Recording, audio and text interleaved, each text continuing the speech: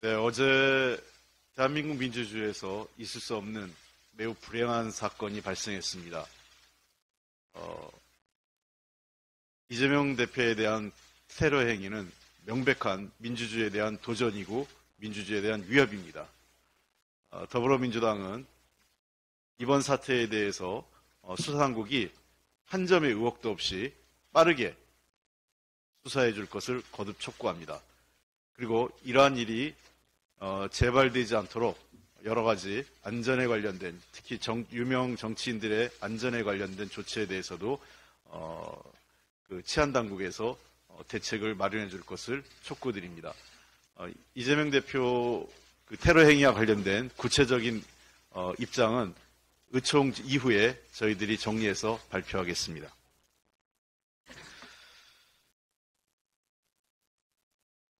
어제 정부는 국무회의 시간을 오전에서 오후까지 변경해가면서 김건희 여사 특검을 비롯한 이른바 쌍특검에 대한 거부권을 바로 처리하기 위해서 모든 수단을 강구했었습니다.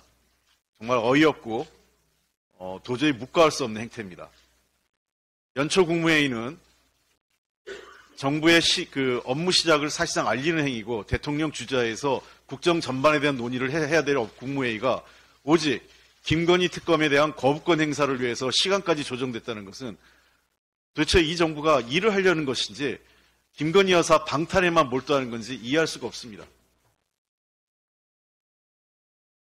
최소한 국민의 70% 가까이가 특검에 대한 찬성 여론을 감안한다면 국회의 결정, 특히 여당을 제외한 대부분의 야당이 함께한 다수의 결정에 대해서 고민과 존중의 자세가 필요합니다.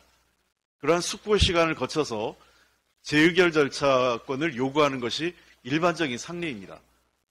국회가 의결한 지 10분도 안 돼서 대통령실 대변인이 거부권 행사하겠다고 얘기하는 것은 오만과 독선입니다.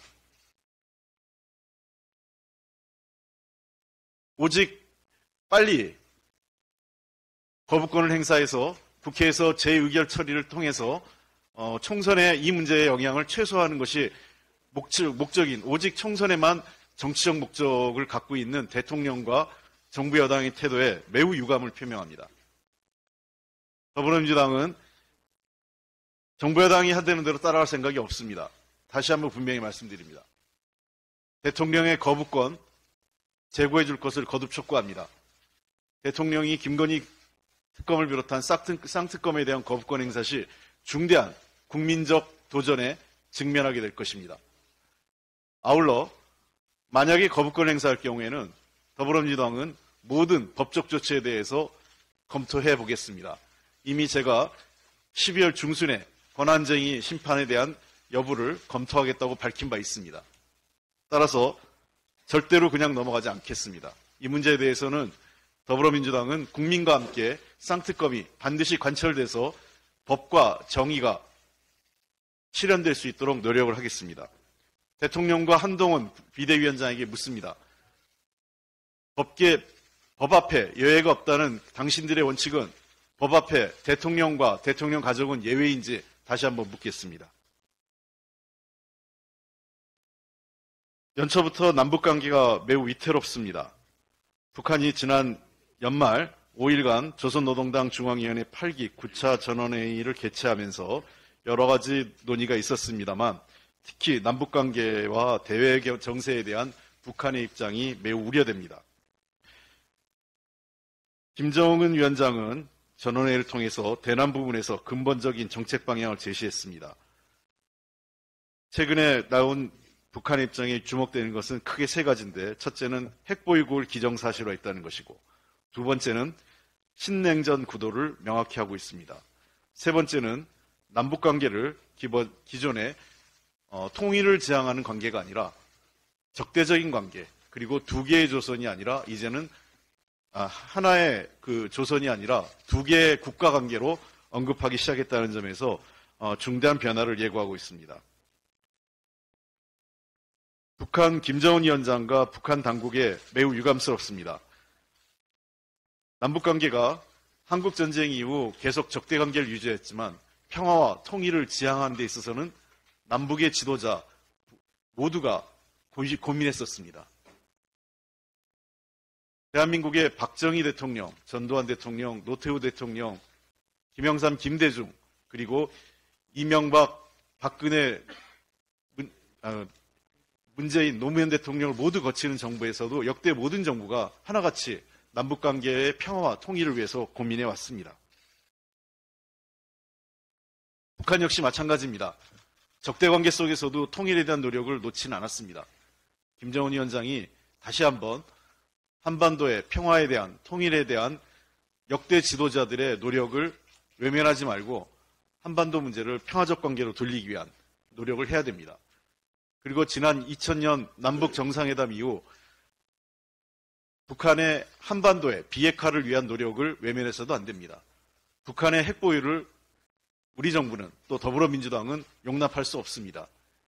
우리는 반드시 한반도의 비핵화를 통한 항구적인 평화체제가 우리 당이 추구하는 기본 노선입니다.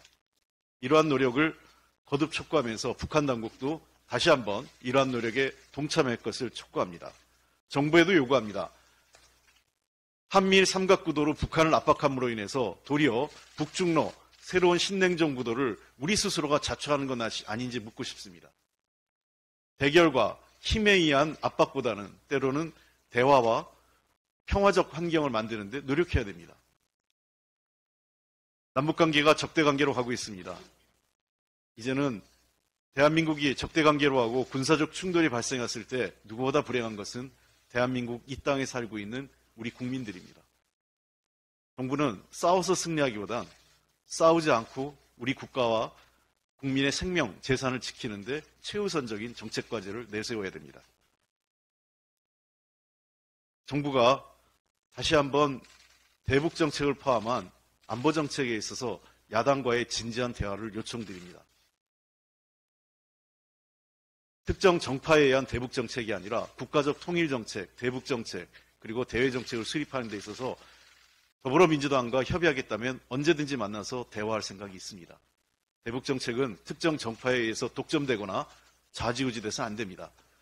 국가적 합의, 사회적 합의를 이끌어낼 수 있는 큰 틀을 국회에서부터 여야가 지혜를 모으고 정부는 여야정 대화를 통해서 대북 정책에 대한 새로운 프레임, 새로운 미래적 비전을 만드는데 노력해 주시기 바랍니다. 그렇게 한가하게 지낼 시기가 아닙니다.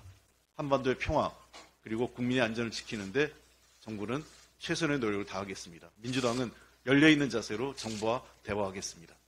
이상입니다.